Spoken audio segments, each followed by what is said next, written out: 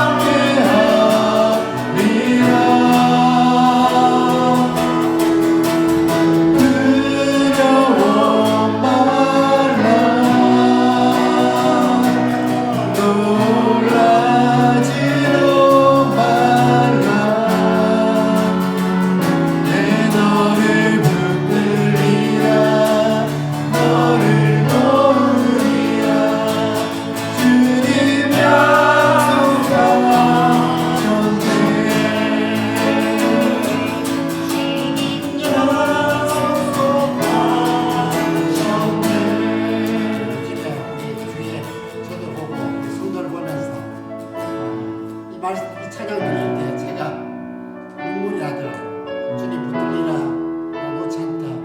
내가 너에게 약속했다. 그 약속이 항상 우리 삶에 이루어집니다. 믿고 다시 한번 우리 늘 약속을 이루시는, 우리 놓지 않으시는, 모으시는 그 하나님을 이 시간 이 찬양 들으며 나가게 됩니다.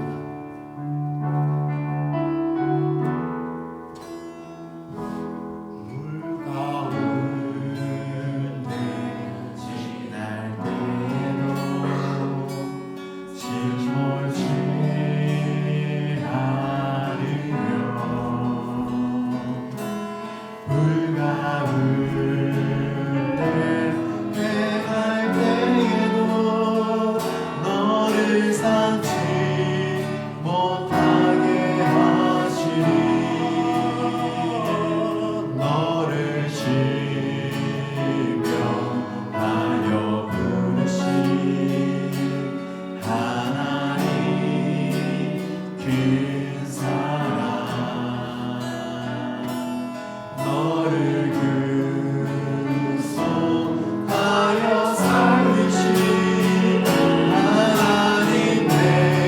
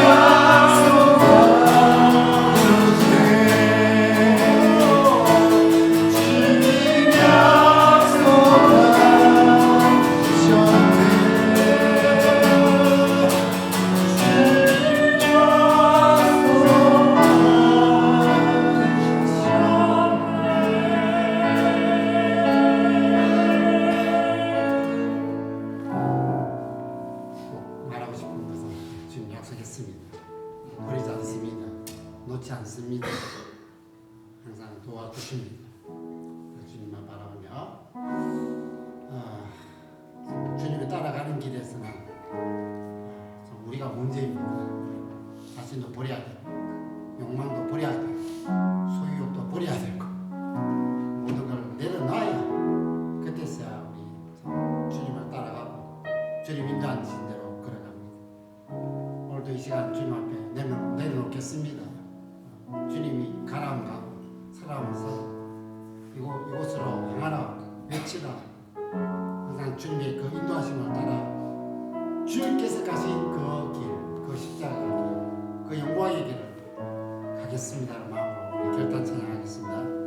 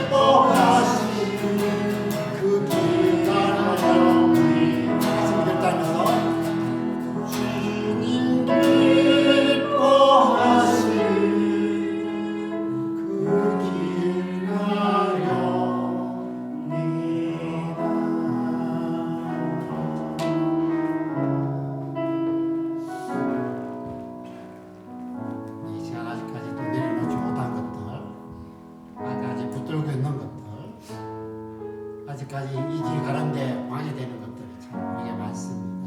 지난주간 생각하면서 주님 앞에 또 내려놓습니다. 또 그 보혈로 또 정결케 되기를 원합니다. 같이 우리의 모든 삶을 다 보고 행하시는 그 주님 앞에 또 씻어주고 정결케 하고 새롭게 하고 세임 주시는 우리 주님 앞에 나가서 자매가 다녔습니다. 아버지 하나님 가슴을 주께주면서 주님 앞에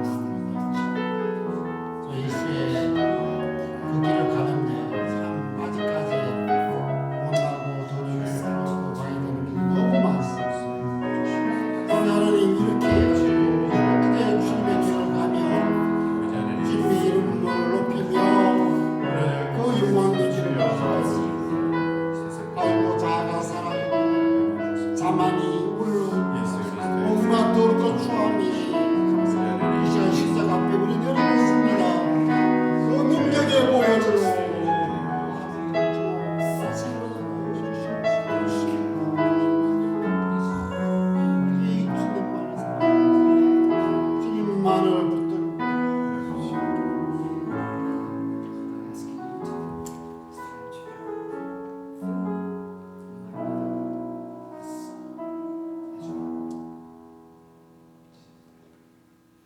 이 시간 다 같이 오늘의 교동문 15번입니다.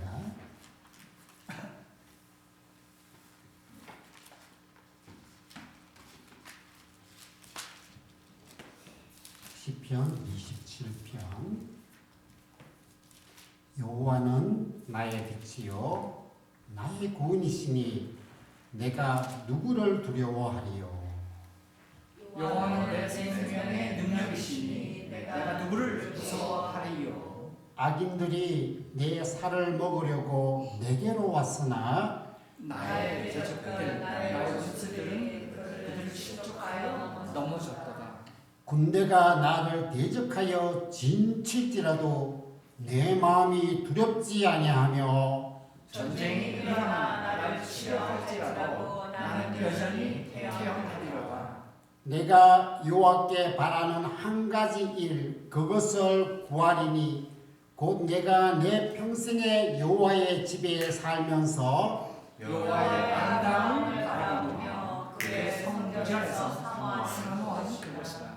여호와께서 환난 날에 나를 그의 초막 속에 비밀히 지키시고 그의 장막 은밀한 곳에 나를 숨기시며 높은 바위 위에 두시리로다.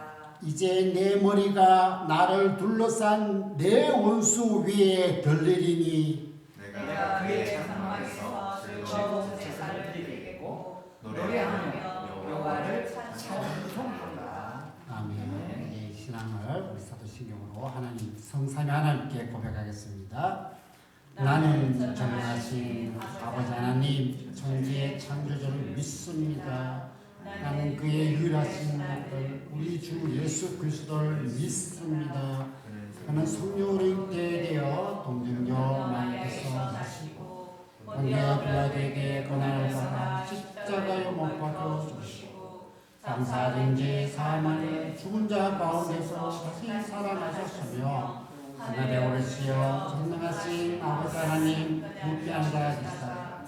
거기로부터 살아있는 자와 죽은 자를 심판하고 오십니다. 나는 성령을 믿으며 건강 공도회와 성도의 교제와 죄를 용서받는 것과 몸의 부활과 영생을 믿습니다.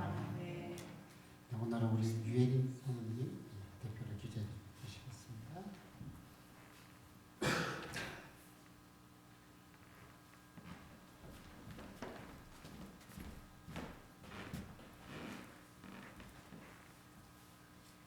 하나님 아버지, 오늘도 가장 복된 예배의 자리에 우리들을 불러 모아 주셔서 감사합니다. 예수 그리스도를 의지하여 신령과 진정으로 하나님께서 받으시는 예배를 드리기를 원합니다. 주님, 죄와 허물 가득한 저희들을 불쌍히 여겨 주옵소서. 도저히 하나님의 긍휼과 은혜가 아니면 살아갈 수 없고 완악하여 말씀대로 살지 못하오니 오직 예수 그리스도를 믿는 믿음 주시고 이 시간 우리들을 용서하여 주시길 간절히 원합니다. 여호와를 의지하고 연합하여 주신 말씀을 지킴으로 하나님께 칭찬되는 우리 빛과 사랑의 교회가 되게 해주시고 오늘도 말씀 증거하시는 하나님의 종을 기억하셔서 성령 충만함으로 붙드시고 하나님의 말씀을 모인 자들 앞에 잘 나타내도록 도와주시옵소서. 하나님의 말씀이 선포될 때 갈급한 심령이 만족함을 누리고 주님의 얼굴을 간절히 구하는 자들이 하나님을 만나는 놀라운 시간이 되도록 하나님 은혜 더하여 주시길 간절히 바랍니다. 하나님, 거짓과 우상의 땅 북한을 기억하시고 그곳에도 복음이 들어가게 하옵소서. 하나님을 대적하여 스스로 높아진 자를 낮추시고 그 땅을 회복시켜 주시기를 간절히 바랍니다. 특별히 이 일에 헌신하시는 신실한 사역자들을 지켜주시고 보호해 주시길 간절히 기도합니다. 또한 인도, 네팔, 파키스탄과 원주민들을 불쌍히 여겨주시고 믿는 자들을 지켜주시며 핍박받는 자들을 불쌍히 여겨주시옵소서. 하나님 아버지의 선하신 뜻이 이루어지길 바라오며 구주 예수님의 이름으로 기도드립니다. 아멘. 오늘 하나님 주신 말씀 창세기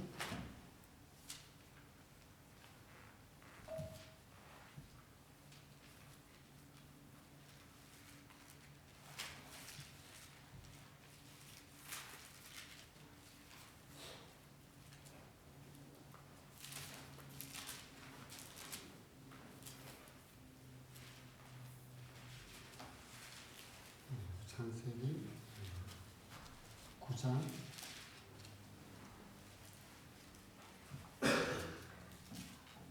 18절부터 29절까지.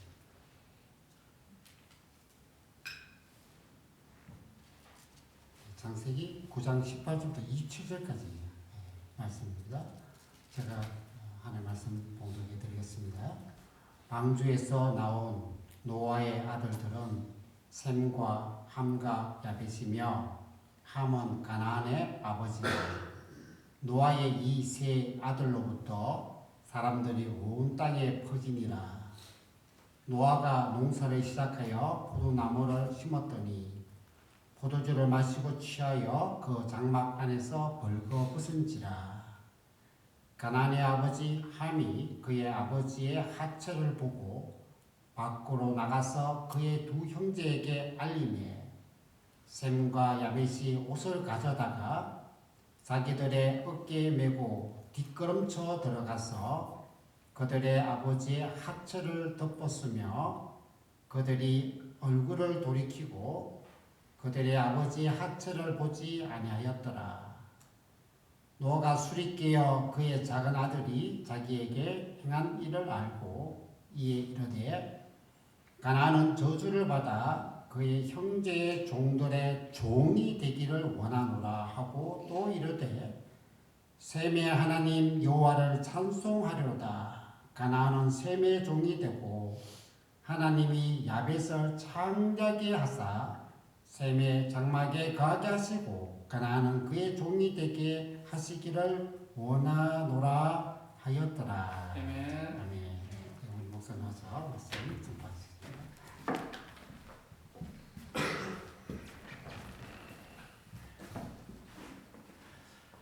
옛날에 바다에 조기 아시나요? 조기 3대가 살고 있었습니다. 조기 3대가 살고 있었는데 어느 날에 자기가 살고 있는 그 바다에 실에 지렁이가 이렇게 딱 매달려서 내려오는 거예요. 제일 먼저 할아버지 조기가 지렁이를 보자마자 덥석 물었습니다. 어떻게 됐을까요? 딸려 올라갔겠죠. 딸려 올라가면서 그 아들과 손자 조기에게 유언을 남겼습니다. 혹시 지렁이가 보이거든 물지 마라 하고 뿅 올라갔어요. 그러고 나서 이제 아버지 조기와 손자 조기가 잘 지내고 있었는데 아들 조기와 손자 조기가 잘 지내고 있었는데 또 어느 날 지렁이가 또 와가지고 꿈틀거리고 있는 겁니다. 기억을 해야 될까요? 잊어버리고 또 물어야 될까요? 마지막 할아버지의 유언이라면 잘 기억해야 될 거 아닙니까? 아버지가 또 지렁이 보이니까 덥석 물었습니다. 올라가면서 손자 조기에게 이야기했습니다. 지렁이가 보이거든 물지 마라 하면서 뿅 올라갔죠. 그 마지막 손자는 이걸 2번이나 봤잖아요. 어떻게 해야 될까요? 지렁이가 앞에서 꿈틀거리고 있으면 저거는 끝나는구나 알아야 되는데 손자도 똑같이 지렁이를 물고 올라갔습니다. 이 물고기들의 본능은 뭘까요? 결국에는 이 낚시꾼은 3대 조기를 다 잡아서 집에서 맛있게 구워 먹었겠죠. 결국에는 낚시꾼의 승리로 끝났습니다. 이거를 고치려면 잘 기억을 해야 됩니다. 그러니까 우리 할아버지가 어떻게 해서 끌려갔는가, 우리 아버지가 어떻게 해서 끌려갔는가를 잘 기억을 해야 손자까지 그런 일이 안 생기죠. 이것이 역사관이 필요한데요. 이스라엘 백성들의 계속해서 반복되는 역사가 이런 것 같습니다. 호세아 7장에 보면은요, 그런 말씀이 나오는데요. 빵 만드는 자의 달궈진 화덕 같다라는 하는 말씀이 나옵니다. 그게 뭐냐면 이제 이스라엘 백성들이 술에 취하고 간음하고 뇌물을 취하고 안식일을 어겼습니다. 그 결과로 하나님의 징계가 임했지요. 하나님께서 마음을 낮추고 돌아오면 회복시켜 주겠다 했습니다. 그럼 이스라엘이 돌아왔을까요? 안 돌아왔을까요? 돌아왔습니다. 돌아왔는데 안식일도 지키고 예배도 드립니다. 그런데 하나님께서 분명히 회복시켜 준다고 돌아와라, 예배 드려라, 그럼 내가 복 주겠다 해서 돌아왔는데 2, 3일 안에 회복시켜 주겠다 그렇게 생각을 했는데 이스라엘 백성들이 이야기하죠. 왜 회복을 안 시켜주시고 왜 복을 안 주십니까? 라고 할 때에 이 7장의 말씀이 그 말씀입니다. 우리가 예수님 믿으면요 복이 바로 임할 것 같아요. 회개하고요 또 예수님 믿다가 우리가 잠깐 곁길로 가다가 돌아오기만 하면 하나님 앞에 나와서 예배만 한번 드리면 바로 하나님의 복이 임할 것 같지만 그렇지 않다는 것이지요. 그때야 해주신 말씀이 바로 왜 안 해주는가? 하나님의 응답이 마치 빵 만드는 자의 달구어진 화덕 같다. 반죽할 동안에 이 화덕이 잠시 불을 조금 줄여놓은 것 같다. 반죽에서 다시 반죽을 넣으면 불이 다시 확 올라오듯이 너희들이 지금은 하나님께로 돌아왔고 지금은 와서 예배를 드리고 있지만 너희들의 죄악들, 너희들의 죄된 본성들을 잠시 눌러놓았지만 환경과 여건과 조건이 맞으면 언제든지 다시 올라올 만한 너희들이 진정으로 회개하고 진정으로 뿌리 뽑은 것이 아니었다라고 하나님께서 말씀하고 있는 것입니다. 그래서 그 욕망을 잠시 눌러놨을 뿐이다. 복부터 줘봤자 복부터 주면은 다시 원래 모습이 다 드러나는 것이다 라고 말씀하고 있는 것입니다. 그래서 북이스라엘이요 호세아의 이러한 메시지에도 불구하고 722년에 아수르에 의해서 멸망당하게 됩니다. 사람의 죄성은요 쉽게 없어지지 않습니다. 잠시 억눌러 놓고요 하나님의 은혜로 덮어놓는 것 같지만 상황이 되고요 여건이 되고 또 내가 여유가 생기고 또 여러 가지 조건들이 맞으면 그 죄성을 눌러 놓았다가 시간이 지나면 어느새 죄성과 욕망이 스물스물 올라옵니다. 이전에 했던 그 모습대로 돌아가서 나도 모르게 다시 살고 있는 그런 것을 보게 됩니다. 그렇기 때문에 사람에게 필요하고 또 사람에게 중요한 것은 무엇이냐? 바로 이 성경의 역사관. 할아버지 조기와 아빠 조기가 지렁이 물고 올라가서 망한 것을 보았다면 하나님의 말씀대로 살지 않아서 망한 이스라엘의 역사를 보게 되었을 때에 이스라엘은 철저하게 하나님께로 계속해서 돌아왔어야 하고 의지했어야 합니다. 어디까지나 이것은 정답을 이야기하고 있는 것이지만 우리의 인생이 정답대로 살 수는 없습니다. 때로는 넘어지기도 하고요. 이스라엘 백성들의 반복되는 역사 속에서도 보게 됩니다. 하지만 이 죄가 안 끊어지고 반복된다고 해서 우리가 포기하고 내려놓고 사는 것이 아니라 말씀을 계속해서 기억하면서 우리가 어쨌든지 이 죄성과 싸우는 삶을 살아야 합니다. 하나님께서 인간들이 전부 타락하고 노아의 가족들만 남고 다 더 이상 돌이킬 수 없어서 더 이상 그들을 고쳐쓸 수 없어서 하나님이 심판을 해버리셨습니다. 노아 홍수 이전처럼 노아의 가족, 의인의 가족, 신실한 가족만 남았습니다. 이제는 하나님과의 예배가 살아났고 방주에서 나오자마자 제가 지난번에 말씀드렸듯이 저 같았으면 땅에 방주가 쿵 하자마자 바로 튀어나와가지고 아이고 이제 살겠네 똥냄새 덜 맡아도 되겠네 하고 바로 튀어나왔을 것 같은데 그 안에서 하나님께서 됐다 나가라고 말씀하실 때까지 땅에 방주가 내려왔음에도 기다리고 버텼던 노아의 모습, 그렇게 신실했던 노아의 모습, 그리고 나오자마자 제일 먼저 집부터 짓고 여기서 이만큼 내 땅이야 이제 나는 이제 땅 부자다 하면서 이제 부동산에 나는 대가다 하면서 이 땅에 부동산을 날 따라올 사람 없다 하면서 이제 내가 부자다 하고 하지 않았고 나오자마자 제일 먼저 제사를 지내지 않으면 우리의 죄 문제가 인간의 죄 문제가 해결되지 않으면 멸망당할 수밖에 없구나라는 것으로 깨닫고 제일 먼저 나와서 제사드리며 예배드렸던 노아의 그 모습. 하나님께서 예배도 회복되었고 복도 주셨고 약속으로 무지개 언약도 주셨습니다.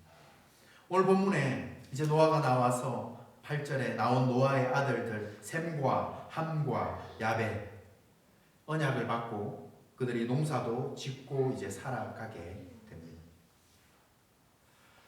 방주에서 그 심각한 일을 겪었을 때에 이 세상에 누구도 겪어보지 못한 그 홍수를 겪었을 때에 노아는 마음속에 결단을 했을 것입니다. 무조건 말씀대로 살아야 된다.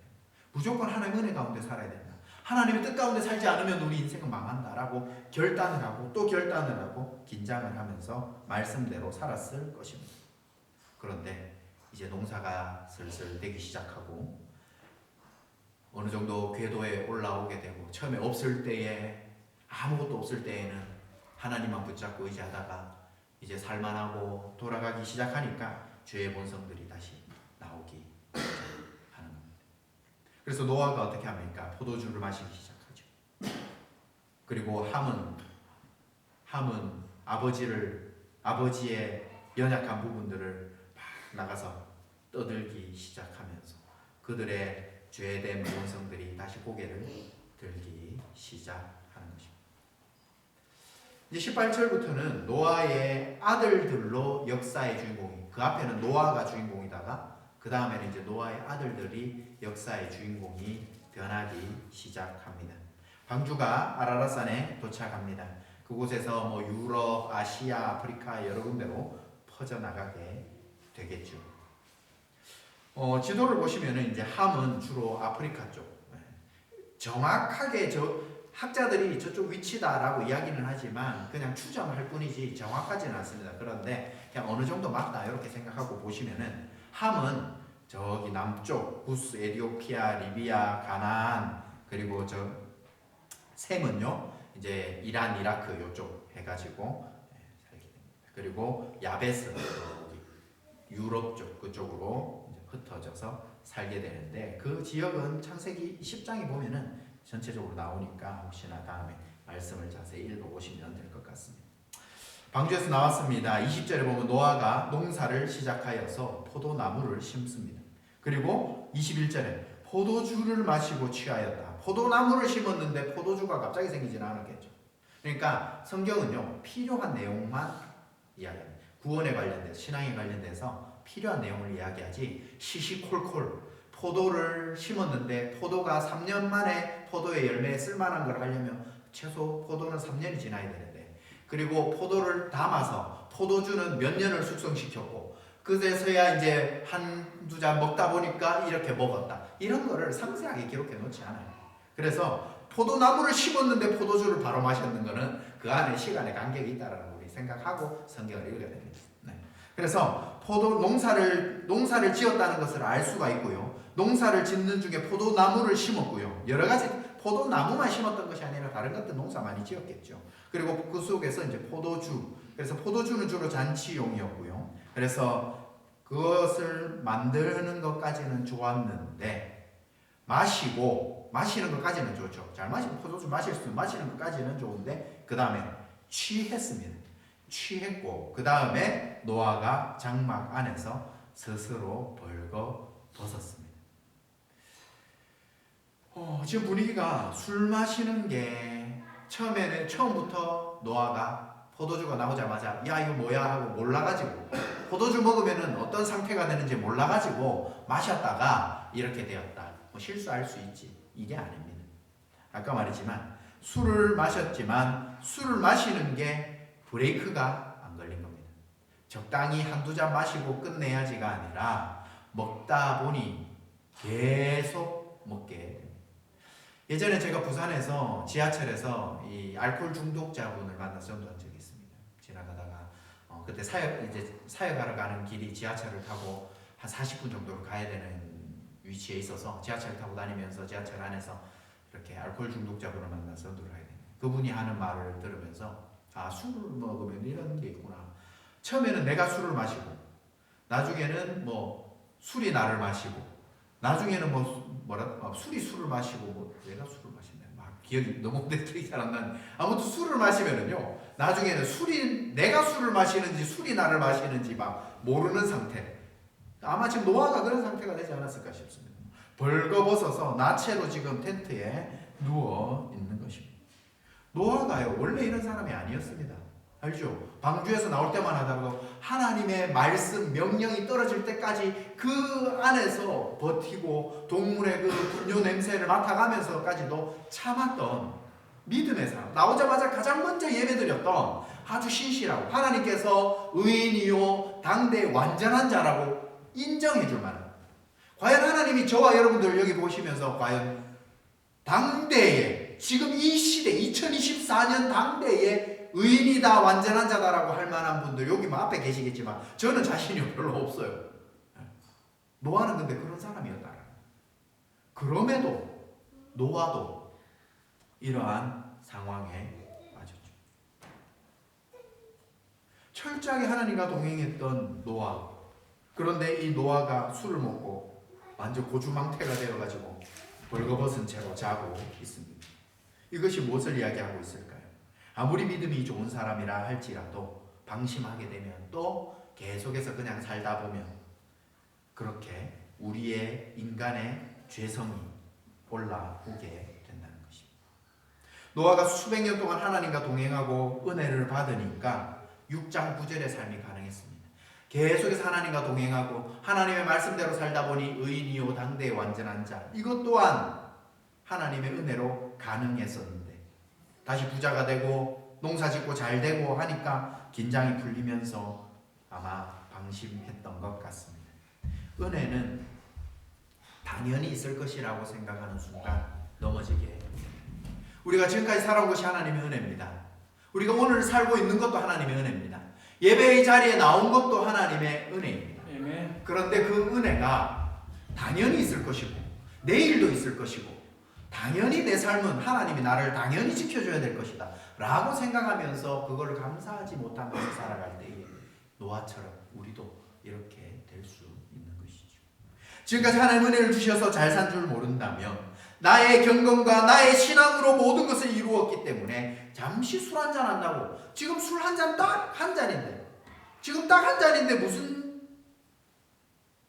큰 내가 무슨 살인을 한 것도 아니고 거짓말을 도둑질을 한 것도 아니고 무슨 그렇게 큰 죄를 지은 것도 아니고 그냥 포도주 한 잔 한 건데, 그런데 포도주가 들어가니까 점점 알딸딸해지기 시작하고 노래도 나오고 흥얼흥얼 하다가 옷도 벗고 집에서 누워가지고 고주망태가 되어서 뻗은 것입니다. 처음에 예수님을 믿고 교회를 나왔을 때에 다 성령 충만을 체험을 해야 됩니다. 그래야 삼위일체 하나님이 믿어지고요, 하나님이 계신 하나님의 존재가 믿어집니다. 성령님의 충만한 체험을 해야 됩니다. 그래서 성령이 충만하게 되면은요, 삼위 하나님이 막 믿어지기 시작하고요, 말씀이 믿어지기 시작하고요, 예수님이 나를 위해 십자가 주신 그 사랑이 막 믿어지기 시작합니다. 그래서 막 은혜 받아가지고요, 이전에 막 하던 거 막 도박도 끊고 술도 끊고 담배도 끊고 막 음란한 것들 다 정리하고요, 막 교회 와가지고 막 하루 종일 살려고 합니다. 막 기도하려고 하고요, 말씀 읽으려고 하고요, 성령 체험을 하면은요 막 교회 가는 게 기다려지고요, 주일이 언제 오는가 막 기다려지고요. 저희 어머니가 저를 뱃속에 품어서 모태신앙인데 그때 저를 뱃속에 품은 상태에서 성령 체험을 하는 거예요. 성령님이 임해가지고 막 뜨거운 거예요. 그래서 젊다 보니까 막 20대 때 젊어가지고 막 교회 가서 철야한다 이런 생각을 하지도 못하고 밤새도록 기다리다 새벽 기도를 막 기다리면서 언제 새벽 기도 시간이 되나 집에서 막 기다리면서 막 그랬던 기억이 있다고 저한테 이야기를 해주셨어요. 그러니까 은혜를 받으면은요 막 나중에 신앙생활을 오래 하다 보면은 교회가 기도하고 싶으면 새벽 기도 안 기다리고 한국에는 교회 가서 밤새 기도하는 그 기도 장소 가서 철야를 하면 되거든요. 어머니가 하는 말, 내가 지금 같았으면 지금은 뭐 교회에서 매일 철야를 하시기 때문에 은퇴하시기 전에는 계속 철야를 하셨기 때문에 지금 같았으면 그냥 교회 가서 그냥 그때 막 뜨거울 때 그냥 교회 가서 계속 기도하고 있으면 되는데 뭘 그렇게 집에서 기다리고 있었는지 모르겠다 이런 생각을 이야기를 하시기는 하는데, 이렇게 은혜를 받으면은요 막 뭔가 막 뜨겁습니다. 주변에서 봤을 때는 그때는 이렇게 하면 되고 저때는 저렇게 하면 되고 다 주변에서 모든 걸 겪은 사람들은 다 이야기해 줄 수 있지만 처음 신앙 막 성령님 체험한 사람들은 막 너무 신비하고 막 너무 신기해가지고 막 거기에 막 이렇게 해서 신앙생활을 합니다. 그런데 이제 몇 년이 지나지요. 이제 나중에 점점점 가다 보면 그 은혜들과 이런 것들이 점점 이제 익숙해지기 시작하고요. 그리고 내 생활도 살아내야 되고 막 여러 가지 해야 되다 보면은 이제 점점 나도 모르게 내가 그러려고 하는 것도 아니고요. 내가 그렇게 뭐 신앙이 뭐 이렇게 하려고 나를 신뢰하려고 하는 건 아니지만 결국에는 이 하나님의 은혜로 지금까지 내가 되고 있다라는 사실을 조금씩 이걸 당연하게 생각하십니다. 그러다 보면 어느 날 한 번 정도는 뭐 이렇게 되기도 하고요. 그러다 보니 이 은혜를 떠나서 살려고 한 건 아니지만 방심을 하게 되는 거죠. 가인의 후손들이 처음부터 막 하나님 떠나서 나는 이제 하나님하고 원수야 이제 하면서 살지는 않았을 것입니다. 자꾸 살다 보니 점점 가인의 길로 가게 되는 것이죠. 노아도 방심이 일어나니까 하나님 앞에 이렇게 연약하게 되었고 브레이크가 밟히지 않아서 예수 믿기 전의 모습, 예수님이 임하기 전의 모습, 성령 충만하기 전의 모습이 노아도 드러나더라는 것입니다. 노아가 당대 의인이었습니다. 완전하게 살 수 있었습니다. 그러나 당대 의인이요 완전했던 그 모든 것조차도 자기에게서 나온 것이 아니라 하나님의 은혜로 내가 의인이었고 하나님의 은혜로 완전한 자로 살 수 있었고 하나님의 은혜로 내가 지금까지 살아왔다라는 것을 계속해서 기억해야 됩니다. 하나님과 딱 달라붙어 있어야 됩니다. 삶이 편안하니까 은혜에서 떠나서 세상만 한번 보고 돌아와야지 하다가 한잔했다가 이렇게 돼버린 것입니다. 성도에게 중요한 것이 무엇인가요? 늘 깨어있는 것입니다. 늘 말씀과 기도에 깨어있는 것입니다. 처음에 은혜를 받고 나서 계속해서 그 깨어있는 삶, 말씀 중심의 삶, 기도하는 곳에 머물러 있는 삶, 그 삶에서 계속해서 머물러 계시기를 주님의 이름으로 축복합니다. 그래서 성도에게 가장 큰 복이 무엇입니까? 계속해서 하나님의 말씀이 들려지는 것입니다. 기도의 자리에 나와서 기도할 때에 하나님과 늘 대화할 수 있는 것이 성도에게는 가장 큰 은혜입니다. 처음부터 거룩한 성도는 없습니다. 그리고 노아도 죄성으로 가득한데 은혜로 그동안 덮여 있어서 그 심판 가운데서도 살아나고 방주 안에서도 은혜로 살아가고 방주에 나와서도 하나님의 은혜로 예배를 드릴 수 있었던 것입니다. 우리도 마찬가지입니다. 하나님의 은혜로 우리의 모든 것이 덮여 있고요. 하나님의 은혜로 지금까지 살아왔던 것입니다. 노아가 옛생활로 돌아가니까 노아뿐만이 아니라 그 자녀도 마찬가지. 22절에 보면은요. 가나안의 아버지 함이 그의 아버지의 하체를 보았다라고 합니다. 그리고 나서 나가서 그 두 형제에게 알렸다라고 말을 하고 있습니다. 고대 언어일수록 한 단어를 가지고 여러 가지 의미, 여러 가지 상황에서 같이 쓰입니다. 여기서 보았다라고 하는 것은 우리가 봤을 때는 요즘 뭐 영어 같은 경우도 she냐, look이냐에 따라서 상황에 따라 다르게 쓰지 않습니까? 그리고 listen이랑 hearing 뭐 이거 다르게 쓰듯이 현대 사회는요 뭐든 자꾸 발전하다 보니까 단어 숫자가 점점 많아져요. 근데 고대 사회에서는요 하나의 단어를 가지고 여러 군데를 씁니다. 예를 들면 커다란 호수에 쓰는 커다란 바다와 같이 보이는 커다란 호수에 쓰는 단어랑 진짜 바다랑 그냥 봤을 때 와 크고 막 그런 바다같이 생겼으면은 호수든지 바다든지 그냥 똑같은 단어 씁니다. 고대 사회에서. 요즘은 호수인지 저수지인지 뚝인지 무슨 뭐 단어가 많지 않습니까? 현대에는. 근데 고대에는요 여기서 보다라고 하는 단어는요 여러 가지 의미를 포함하고 있는 히브리어입니다. 그래서 주목하여서 보는 거. 그러니까 단순히 그냥 지나가다가 눈에 들어왔다 이게 수준이 아니고요. 여기서 쓰는 보다라는 단어는요 주목해서 보고 있는 거. 그리고 관찰하는 거. 그리고 계속해서 즐기면서 보고 있는 거. 그러니까 보는데 즐거우면 계속 보게 되죠. 자기가 좋아하는 것들을 계속해서 보게 되는 거예요. 영화도 예를 들어서 자기가 좋아하는 영화를 보러 가면 그걸 계속해서 막 주목해서 계속해서 보고 있죠. 내가 보기 싫은 영화 보러 딸려갔을 때는 재미없는 게 자꾸 나오면 영화 보면서도 한숨 자고 그것처럼 주목하고 관찰하고 그것을 본다라는 것입니다. 그래서 함이 그냥 지나가다가 어이 술 먹고 뻗었네 하고 이렇게 나가서 보는 게 아니고요. 아버지의 그 부족한 부분들을 계속해서 하면서 그리고 나가서 그 두 형제들에게 알렸다. 그래서 여기서 보다라는 단어 욥기 31장 1절에 보시면은요. 내가 내 눈과 약속하였나니 어찌 처녀에게 주목하랴. 제가 저번에 이야기했죠. 음란의 기준. 지나가다가 어떤 여자가 있으면은 여자가 있네 하고 이러면은 죄가 아닙니다.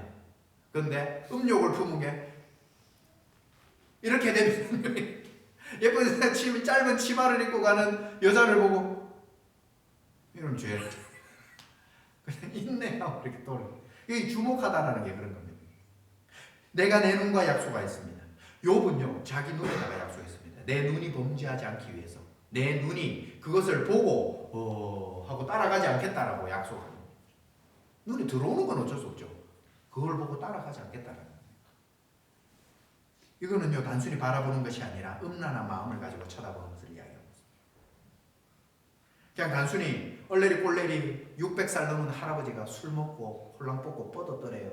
얼레리 꼴레리 하면서 놀리고 있는 그런 수준이 아니라는 거예요. 지금 함은 아버지의 허물을 보았습니다. 하체를 보았습니다. 생식기를 보았습니다. 그리고 그걸 밖에 가서 두 형제에게 알렸습니다. 와, 우리 아버지 여러분 이거는요 아버지의 믿음과 아버지의 신앙과 아버지의 넘어짐을 봤을 때 자녀들이 조롱하고 누설하고 그렇게 한 죄악 가운데에 이 함이 노출이 된 겁니다. 그래서 노아는 노아대로 죄성에 넘어져. 함은 함대로. 함이 아버지가 넘어졌다고 해서 함이 그걸 보고 온데 동네방네 떠들고 다니면 됩니까?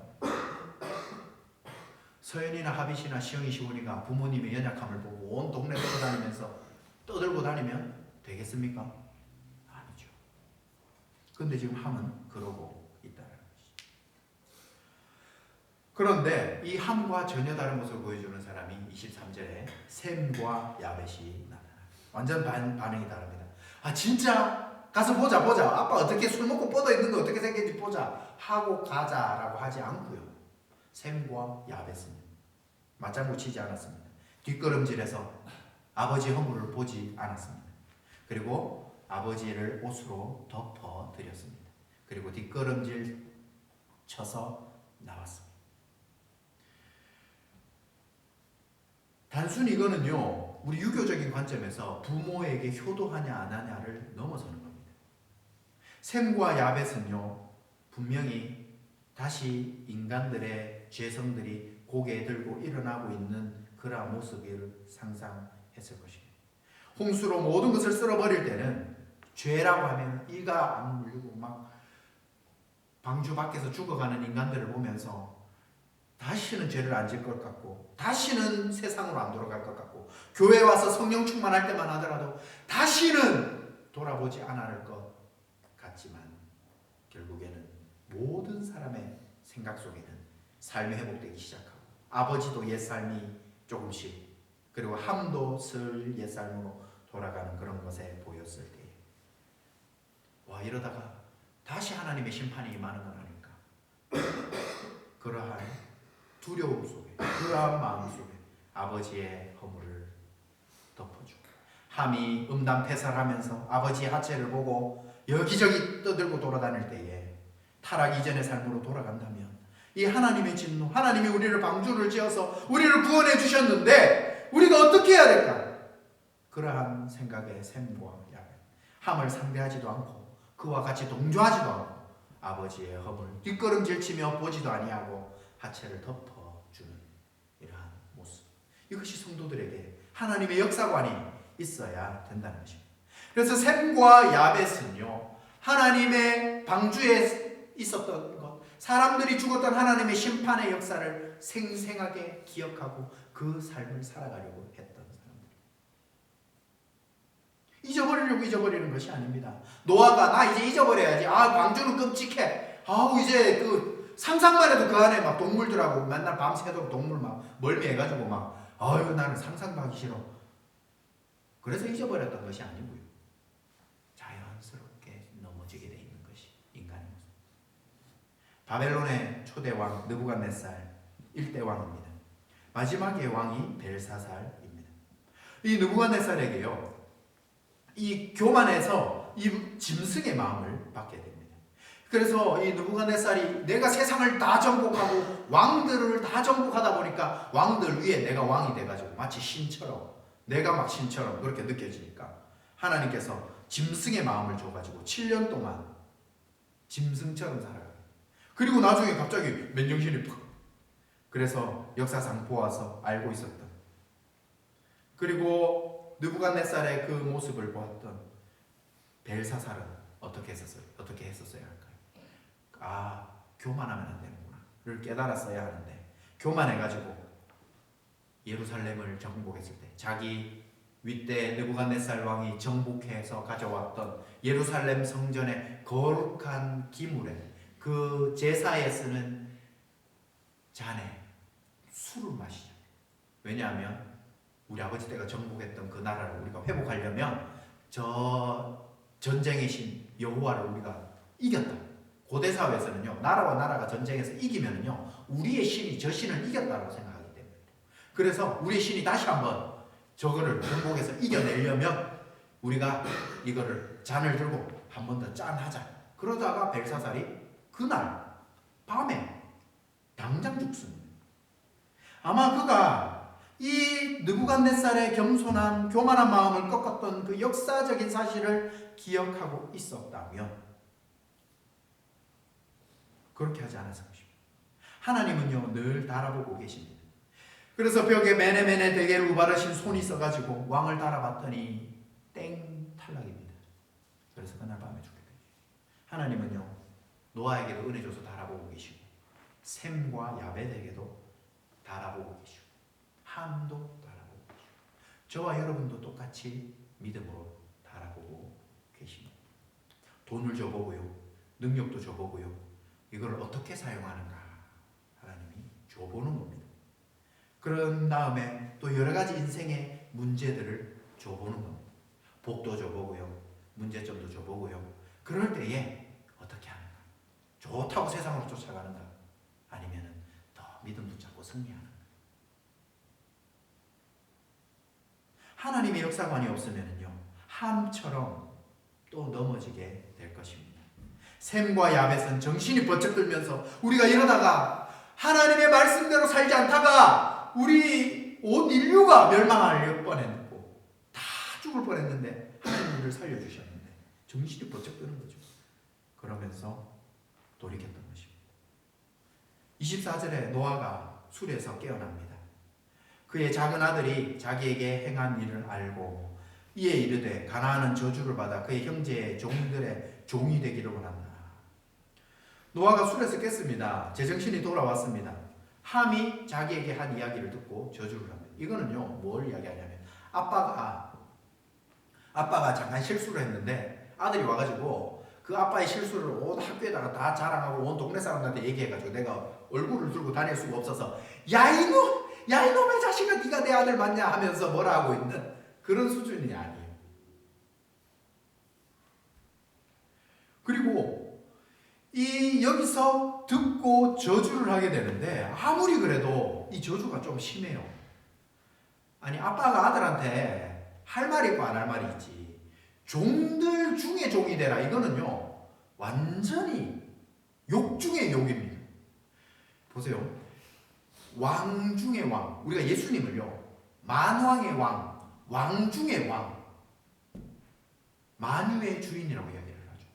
그러니까 왕들 중에서도 가장 뛰어난 왕, 엄청난 축복입니다.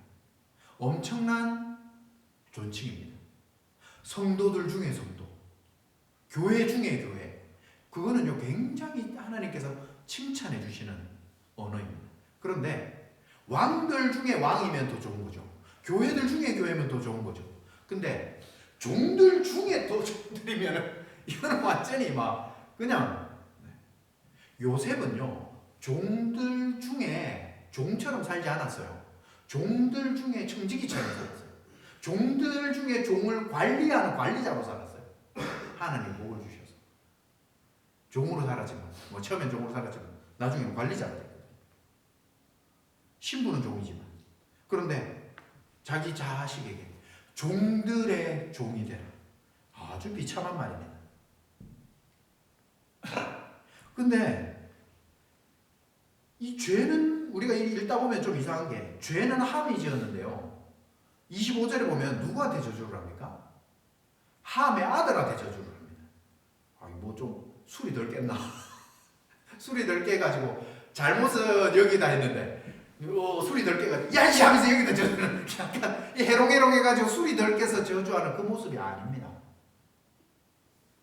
함의 아들은요 구스, 붓, 미즈라임, 가나안 이렇게 4명이나 있습니다. 그 중에서도 성경학자들이 이야기하죠. 아마 함한테 맞장구 쳐주고 함하고 같이 할아버지의 죄를 쑥덕거렸던 사람이 가나안이 아닐까. 네, 그렇게 성경학자들이 이야기하기도 합니다. 근데 뭐 이거는 어디까지 추측이고 정확하게 알 수는 없죠. 그래서 지금 우리는 이 노아가 하고 있는 말이 단순히 그냥 저주, 그냥 단순히 복수, 네가 나한테 그렇게 했어? 하고 복수를 하는 거예요. 그게 아니라 아들이 말 안 들어가지고 내 유산 너한테는 없다 하고 이렇게 복수를 하는 게 아니라는 거예요. 창세기 49장에 보면은요, 야곱이 자녀들을 다 불러 모아놓고 이야기를 하는데 12아들 가운데에 누구에게는 축복을 하고 누구에게는 저주를 합니다. 여러분, 자녀들을 다 모아놓고 다 좋은 얘기 해주고 싶지 않을까요? 아무리 아들이 12명이라도 자녀들은 다 사랑스러울 거예요. 물론 조금 뭐 정도 차이 조금 말 안 듣는 거 해가지고 의구하는 건 있겠지만, 자식을 그렇다고 나가서 굶어 죽는, 너는 빌어먹는 사람이 되어라, 너는 저기 노숙인이 되어라, 너는 저기 어디야 저기 홈리스처럼 저기 뭐 마약하고 돌아다니는 쟤들보다 못한 사람이 되어라, 그렇게 할 부모가 누가 있어요? 세상에 아무리 그래도. 자기 자식을 그렇게 이야기할 사람은 아무도 없습니다. 그런데 야곱이 그렇게 했다는 거예요. 누가? 루벤, 시므온, 레위가 보면 이거는요, 루벤이 물론 아비의 신상을 더럽히기도 했고요, 시몬과 레위가 살인을 하기도 했고요. 그렇게 하기는 했지만 자식을 저주하는 부모는 없습니다. 야곱은요, 그 가정의 제사장으로서 하나님의 뜻, 하나님의 마음을 전달한 것이지, 개인의 부모로서, 아버지로서 자식을 일일이 너는 잘 됐으면 좋겠고, 너는 내가 그때 한 말 심부름 잘했지, 두부 사오라 했는데 두부 잘 사왔지, 그래서 축복 주고, 너는 저번에 가서 너 눈 오니까 문 좀 닫아놔라 했는데 왜 내가 닫아야 되냐고, 형이 있고 누나가 있는데 왜 내가 해가 저주를 하고, 이게 아니라는 거예요. 부모로서 자녀에 대한 감정으로서 저주를 하고 축복을 하는 게 아니라, 하나님 그 가정의 제사장으로서 하나님의 복과 하나님의 저주를 대언한 거예요.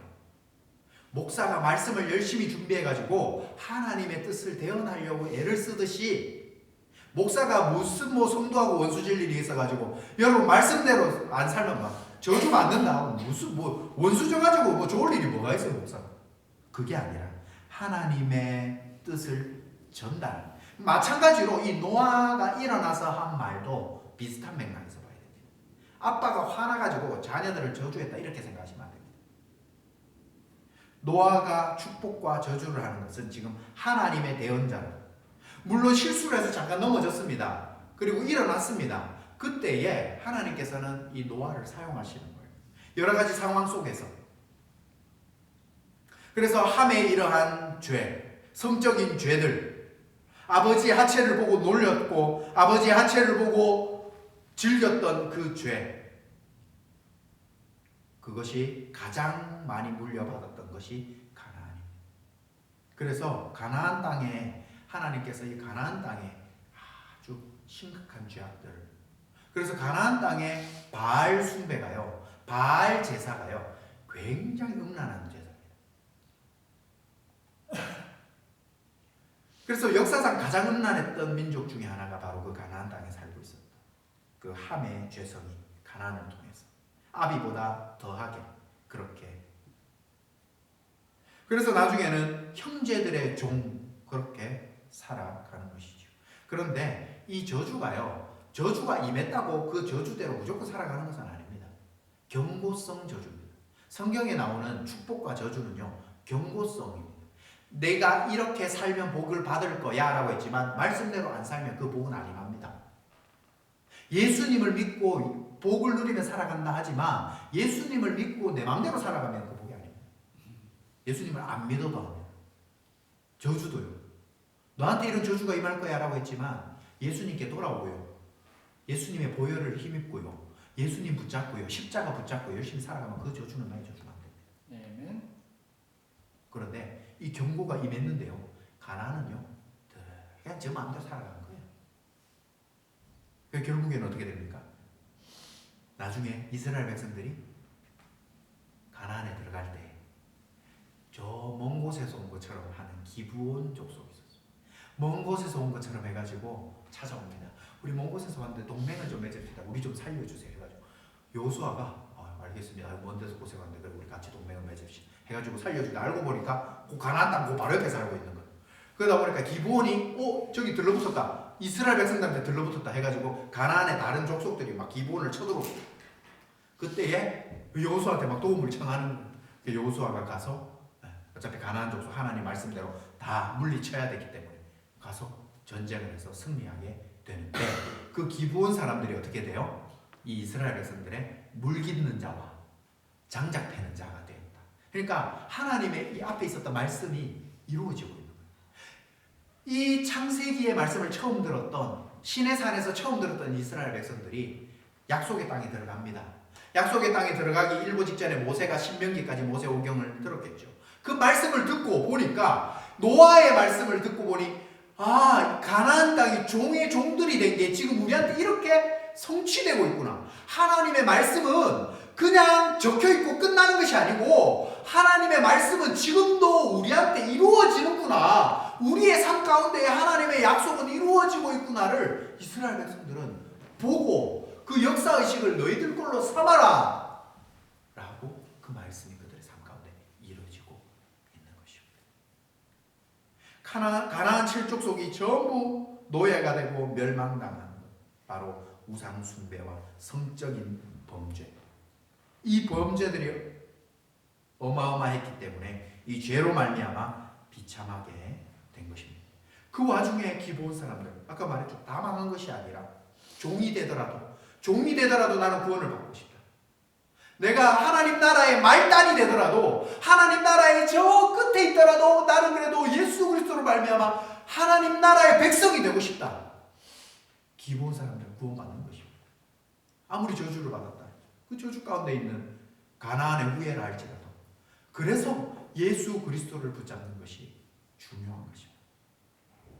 함 속에 가나안 속에 음란함이 있었고요. 그 점점 더 깊어지고 있었던 그 가나안의 죄악들, 그거를 끊지 못한다면 가장 비참한 저주의 자리로 내려갈 것을 내다보면서 저주를 했는데 노아는 하나님 잠깐 넘어졌지만 의로운 사람이었고 완전한 자였기 때문에 잠깐 실수할 수 있지만 하나님의 경건함과 하나님의 은혜가 노아에게 있어서 이런 예언적 말씀을 선포할 수 있었던 겁니다. 그리고 26절에 보면은 저주와 이제 축복이 나옵니다. 셈의 하나님 여호와를 찬송하려고.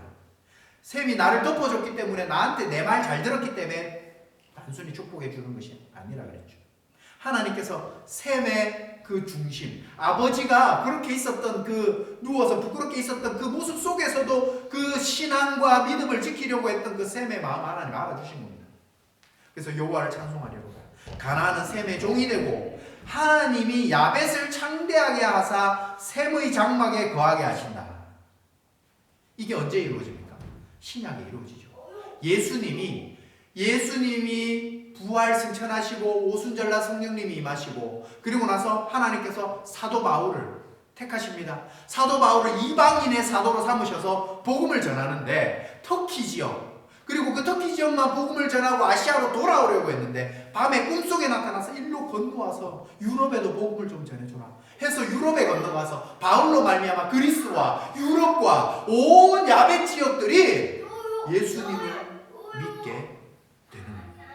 그래서 이 창세기 9장 27절의 말씀 셈의 장막에 거하게 하신다. 바로 그들에게 예수 그리스도를 믿게 되고 그들이 예수 그리스도를 믿음으로 말미암아 야벳의 후손들이 셈의 장막에 예수 그리스도의 장막에 주님의 나라에 들어오게 되는 놀라운 축복을 얻게 되는 것입니다. 그래서 이 말씀은 결국엔 나중에 성취된다라는 이것을 깨달으라고 말씀 속에 기록해 놓은 것입니다. 하나님께 중요한 것은 바로 여자의 후손을 남겨서 예수 그리스도가 와야 합니다. 그래서 여자의 후손을 통하여 이 땅에 천하 만민이 복받는 대로 돌아와야 합니다. 그래서 까닭 없는 저주, 원수를 저주하고 막 이러라고 지금 노아의 말씀이 기록되어 있는 것이 아닙니다. 구원은 철저하게 은혜로 주어지는 것이고, 또 우리는 예수 그리스도로 말미암아 구원을 받았습니다. 그러나 내가 복을 받고 하나님 안에서 말씀을 누리고 하나님의 축복이 말씀 속에 다 기록되어 있다 할지라도 이 복이 나의 것이 되려면 내가 말씀으로 순종해야 됩니다. 그리고 이 저주들이 끊어지려면 예수 그리스도의 믿음 가운데에 계속해서 살아야 하는 것입니다.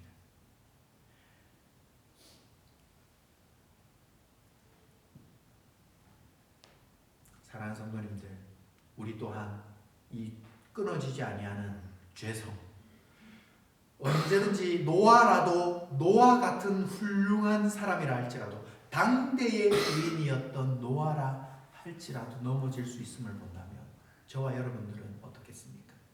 저와 여러분들 또한 우리 안에 있는 이 죄성은 없어지지 않습니다. 주님 앞에 서는 그날까지 없어지지 않습니다.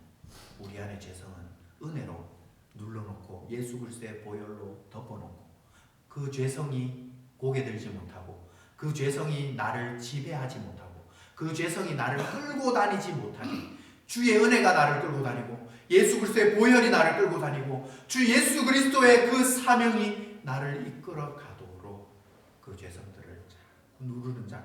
그래서 주일 예배 전에 찬양하고 나서 예배 전에 뭐합니까? 매주 참회의 기도를 하죠. 우리가 뭐 주중에 뭐 그렇게 큰 뭐 흉악범을 뭐 죄를 지은 것도 아닌데 매주 뭘 그렇게 회개하자고 하냐?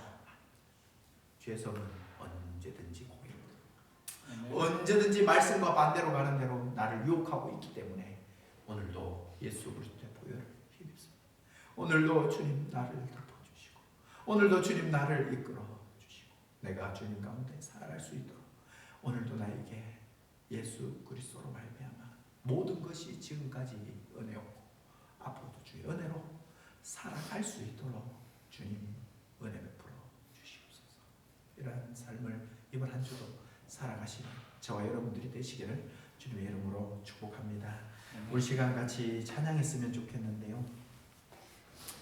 이 찬양이 같이 주의 은혜로 세워가는 그러한 교회가 되었으면 좋겠다 이런 생각이 들고 하나님이 우리를 이 자리에 보내신 것이 주님의 은혜로 하나님 나라를 같이 세워가는 그러한 동력자로 같이 불러주셨기 때문에 그러한 은혜로 이렇게 세워갔으면 좋겠습니다.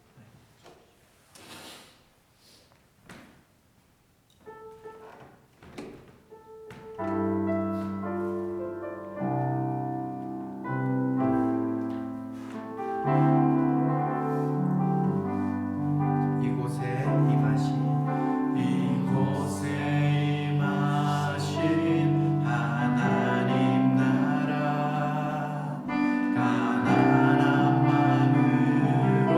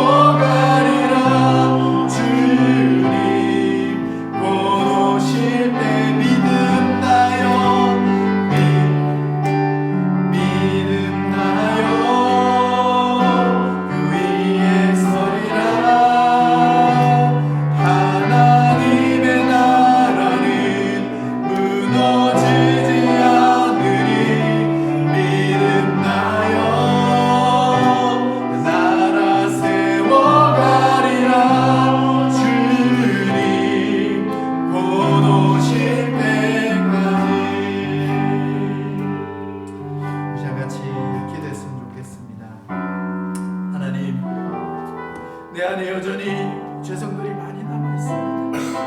늘 주님의 은혜로 살아간다고 하지만 환경과 조건과 여건만 맞으면 언제든지 세상으로 달려갈 수밖에 없는 나의 연약함, 하나님 주님 안에 늘 매여있게 하시고 늘 주님의 품 안에 있게 하시고 늘 십자가 안에 있게 하시고 혹시 내가 노아처럼 잠깐 넘어질 수 있지만 빨리 회복하고 주님의 은혜가 나에게 임할 수 있도록 주님 앞으로 돌아오며 샘과 야베처럼 주변 사람들을 덮어주며 회복시켜줄 수 있는 모습으로 나아갈 수 있도록 아버지 하나님 나와 함께하여 주시옵소서. 은혜 없이는 한순간 넘어뜨릴 수 없는 약한 자임을 고백하오니 오늘도 나에게 은혜 베풀어 달라고 주여 외치고 기도하시겠습니다. 주여 아버지 하나님 연약합니다. 아버지 하나님 부족합니다. 하나님 늘 말씀 가운데 살아있기 원하지만 내 안에 있는 죄성들이 언제든지 나를 지배하며 나를 엉뚱하게 하고 있을 때에 하나님 주의 은혜가 필요합니다. 예수 그리스도의 십자가의 보혈의 능력이 필요합니다. 악한 사탄 마귀를 물리칠 수 있는 권능과 능력은 예수 그리스도에게 있음을 아버지 하나님 고백하오니 이번 한 주간도 하나님의 은혜 가운데 살아가게 하여 주시옵소서. 하나님 지금까지 살아왔던 그 은혜의 삶을 놓치지 않게 하시고 나를 지금까지 이끌어주셨고 지금까지 나를 살게 하셨던 그 하나님의 은혜가 하나님 오늘도 나를 살게 하고 앞으로도 나를 살게 할 줄로 믿는 하나님 그 은혜가 나에게 있음을 고백하며 나아가오니 아버지 하나님 그 풍성한 은혜 가운데 살아갈 수 있도록 아버지 하나님 인도하여 주시옵소서. 아버지 하나님 그 은혜 가운데 살아갈 수 있도록 함께하여 주시옵소서.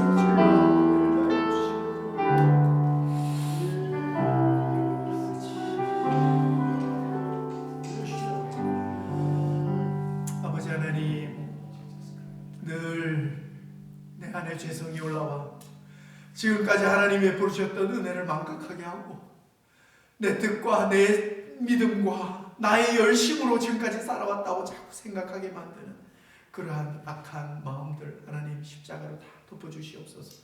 그 보혈의 능력으로 덮어주시옵소서. 처음부터 다 은혜였고 내가 구원받을 예수 그리스도가 나의 구원자라고 고백할 수 있었던 것조차도 주의 은혜였음을 하나님 고백하며 지금까지 인도하신 그 하나님이 앞으로도 나의 삶을 인도할 줄로 믿사오니 그 안에서 떨어져 나가지 않게 하여 주시옵소서. 아버지 하나님 이 시간에 아버지 앞에 나와 함께 말씀 듣고 기도한 우리 빛과 사랑의 모든 성도님들 위해 하나님의 은혜가 부어져서 주의 두루마리를 입혀주셔서 하나님 힘든 세상 가운데서도 믿음으로 늘 승리하며 주님의 축복 가운데 살아갈 수 있도록 아버지 하나님 인도하여 주시옵소서. 주의 복이 임할 때에 주의 은혜가 임할 때에 그것을 내공으로 돌리지 아니하며 하나님의 은혜로 돌릴 수 있는 겸손함과 하나님 그 은혜가 하나님 있게 하여 주시사 하나님의 복을 더 많이 더 크게 누릴 수 있는 저희들이 되게 하여 주시옵소서. 아버지 하나님 주의 전에 나오면서 빈손으로 나오지 않을 수 있도록 여건과 환경을 허락하여 주셔서 감사합니다. 귀한 예물 아버지 앞에 드립니다. 아버지 하나님 그 마음을 받아주시고 드리는 자와 예물을 같이 받는다고 하셨사오니 저희들과 예물을 받아 주시옵시고 연락하여 주셔서 주의 자녀 삼아 주시고 하나님 이 땅에서 살아가는 데에 어려움 없도록 하나님 여러 가지 모든 환경과 여건들을 채워 주시옵소서. 때로는 힘들 때에 뛰어넘게 하시고 많은 것이 주어주셨을 때는 나눌 수 있는 하나님 놀라운 은혜를 더하여 주시옵소서. 이제는 우리 주 예수 그리스도의 은혜와 하나님 아버지의 무한하신 사랑과 성령님의 교통하심이 언제든지 내 안에서 올라올 수 있는 죄성이 있다라는 것을 하나님의 역사관을 가지고 늘 말씀 붙잡고 늘 승리하기를 몸부림치며 늘 주님 안에서 살아가기 몸부림치는 우리 빛과 사랑의 모든 성도들 위해 이제로부터 영원토록 함께 있을지어다. 아멘.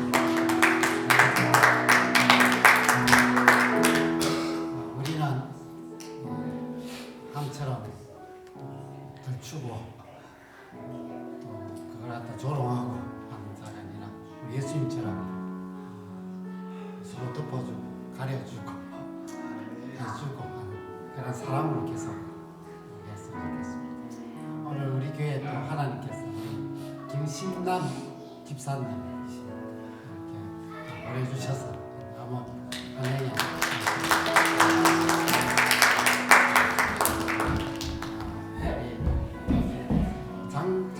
장로님이 아직까지 몸하고 치아 바람 아프다고 제 사모가 보니까 그런 말씀했어요. 기억해 주시고 너무 연세가 많으시니까 참 아파도 회복이 잘 안 된다고 그렇게 자꾸 우울하다고 그렇게 합니다.